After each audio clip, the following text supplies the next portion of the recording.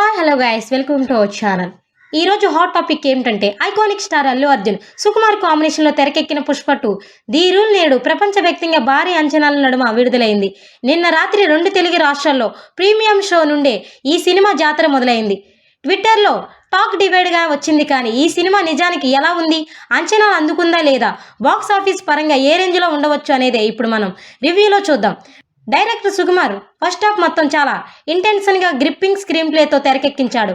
పుష్ప క్యారెక్టర్కి అడుగడుగున ఎలివేషన్స్ పడుతూనే ఉంటుంది. అల్లు అర్జున్ యాటిట్యూడ్ గురించి ఒక మాటలో చెప్పలేం. థియేటర్స్లో ఆడియన్స్కి ఆయన పూనకాలు రప్పించే రేంజ్లో నటనని చూపించాడు. డైరెక్టర్ సుకుమార్ విజన్ 100% ఉంటే అల్లు అర్జున్ దానిని 200%కి తీసుకువెళ్ళాడు. ఇక ఇంటర్వెల్ సన్నివేశం కూడా అద్భుతంగా డిజైన్ చేశాడు డైరెక్టర్.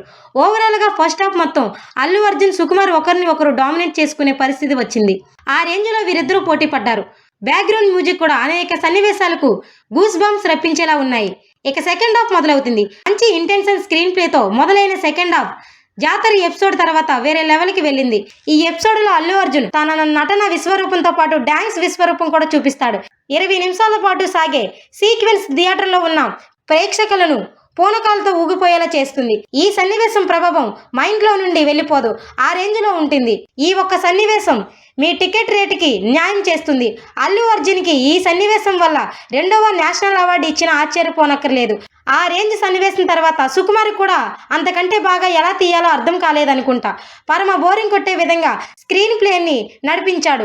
జాతర ఎపిసోడ్ తర్వాత ఒక క్లైమాక్స్ ఒక్కటే సెకండ్ హాఫ్లో బాగుంటుంది. ఓవరాల్గా యావరేజ్ సినిమాగా మిగిలింది పుష్ప 2.